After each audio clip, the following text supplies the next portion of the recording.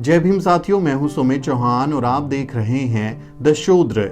आज के इस वीडियो में हम बात करेंगे यूपी में बीएसपी के वर्तमान और भविष्य की, क्योंकि बीएसपी सुप्रीमो मायावती ने यूपी का नेतृत्व बदल दिया है। अब यूपी की कमान मुनकाद अली की जगह भीम राजभर को दी गई है। 2022 में यूपी विधानसभा चुनाव के मद्देनजर मायावती ने बड़ा फेरबदल किया है, क्योंकि उपचुनाव में मिली हार के बाद यूपी बीएसपी में नई जान फूंकने की बहुत जरूरत महसूस होने लगी थी। हम आपको ये भी बताएंगे कि मायावती ने क्यों सिर्फ भीम राजभर को ही चुना और यूपी विधानसभा चुनाव 2022 जीतने के लिए क्या है मायावती का full proof plan.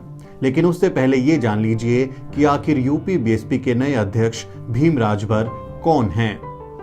Bhim Rajbhar Purvanchal में बीएसपी के बड़े नेता माने जाते हैं।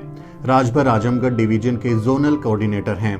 भीम राजभर मऊ जिले की घोसी विधानसभा क्षेत्र के मोहम्मदपुर बाबूपुर गांव के रहने वाले हैं।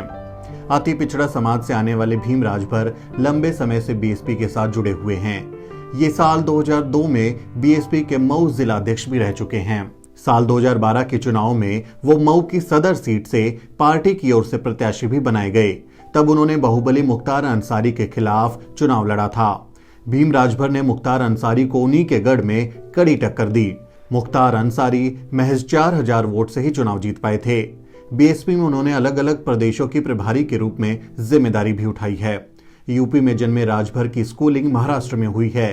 पेशे से वकील राजभर शांत लेकिन गंभीर नेता माने जाते हैं। तो ये था यूपी बीएसपी के नए अध्यक्ष का संक्षिप्त परिचय। लेकिन अब आप सोच रहे होंगे कि उन्हें ही क्यों ये जिम्मेदारी सौंपी गई।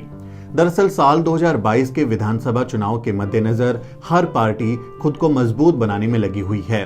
भीम राजभर के कामकाज से प्रभावित होकर ही मायावती ने उन्हें पार्टी की तरफ से बड़ी जिम्मेदारी सौंपी है।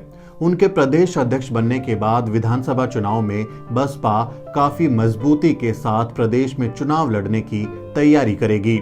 खासकर पूर्वांचल के इलाकों में इससे पार्टी काफी मजबूत होगी। इसके अलावा राजभर के आने से बीएसपी को दलित जातियों के साथ साथ राजभर जैसी अति पिछड़ी और ओबीसी जातियों का भी वोट मिल सकता है। मऊ, आजमगढ़, वाराणसी और बलिया जैसे जिलों में राजभर जाति के निर्णायक भूमिका में वोटर्स मौजूद हैं। दलितों का एक बड़ा तबका अभी भी मायावती के साथ है, लेकिन बसपा के अन्य जातियों के वोट बैंक में बीजेपी ने सेंधमारी कर ली है। इसका असर 2014 से लेकर अब तक हुए लोकसभा और विधानसभा चुनाव में साफ साफ देखने को मिलता है। ऐसे में बसपा अपने खोए हुए जनाधार को वापस लाने की कवायद में लगातार जुटी हुई है। सूबे में राजभर वोट एक समय बसपा का मजबूत वोट बैंक हुआ करता था, लेकिन साल 2012 के बाद से ही ये लगातार छिटकता जा रहा है। राजभर वोटों को साधने के लिए मायावती ने रामअचल राजभर को भी प्रदेश अध्यक्ष बनाया था, लेकिन उनके रहते राजनीतिक तौर पर सफलता नहीं मिली। अब एक बार फिर से अति पिछड़ा समाज को साधने के लिए मायावती ने भीम राजभर को प्रदेश अध्यक्ष बनाया है। लेकिन अब सवाल उठता है कि मायावती ने मुनकाद अली को क्यों हटाया। दरअसल बसपा आलाकमान का फोकस है कि संगठन को बूथ स्तर पर मजबूत किया जाए, ताकि आने वाले चुनाव में एक बेहतर सियासी समीकरण के साथ बहुजन समाज पार्टी सभी सीटों पर मजबूती से चुनाव लड़ सके। इसी के मद्देनजर मायावती ने मुनकाद अली को हटाकर भीम राजभर को पार्टी की कमान सौंपी है। दूसरी वजह यह है कि मुनकाद अली मुसलमान वोटों को खींचने में भी नाकाम रहे हैं। यूपी में 7 सीटों पर हुए उपचुनाव में बीएसपी की जगह मुसलमानों ने समाजवादी पार्टी पर ज्यादा भरोसा जताया। इसके अलावा मुनकाद अली रामजी गौतम के नामांकन के बाद बगावत करने वाले मुस्लिम विधायकों को भी नहीं रोक पाए। ऐसे में मायावती का उन पर भरोसा नहीं रहा। मायावती ने सितंबर 2020 में मुनकाद अली को उत्तराखंड प्रभारी के पद से मुक्त किया था और अब यूपी की जिम्मेदारी भी उनसे वापस ले ली है। हाल में संपन्न हुए उपचुनाव से भी बीएसपी ने काफी सबक लिया है। उपचुनाव से आमतौर पर परहेज करने वाली बीएसपी ने 18% से ज्यादा वोट बटोरे हैं। बीजेपी से नजदीकी के आरोपों और पार्टी से खिसकते नेताओं के बीच बीएसपी ने साबित कर दिया कि उसने अपना बेस बचा कर रखा है, लेकिन जीत की रेस से वो अब भी काफी दूर है। बुलंदशहर में 2017 की तरह इस बार भी बीएसपी दूसरे नंबर पर रही, लेकिन घाटमपुर में उसे कांग्रेस ने पीछे छोड़ दिया। मलहनी में बीएसपी तीसरे से चौथे नंबर पर खिसक गई। ऐसे में 2022 में जिस बीजेपी से उसको लड़ाई लड़नी है उसका वोट प्रतिशत बीएसपी का लगभग दोगुना है।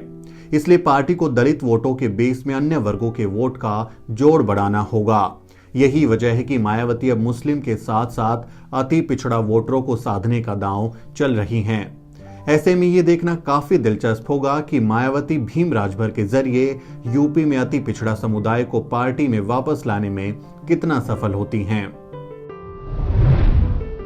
अगर आपको ये वीडियो पसंद आया हो तो इसे अपने परिवार और दोस्तों के साथ शेयर करें।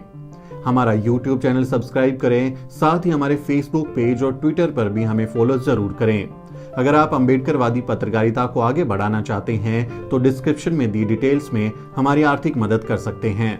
मैं हूं सुमित चौहान और कैमरे के पीछे है मेरी सहयोगी अजरा परवीन। जय भीम, जय भारत।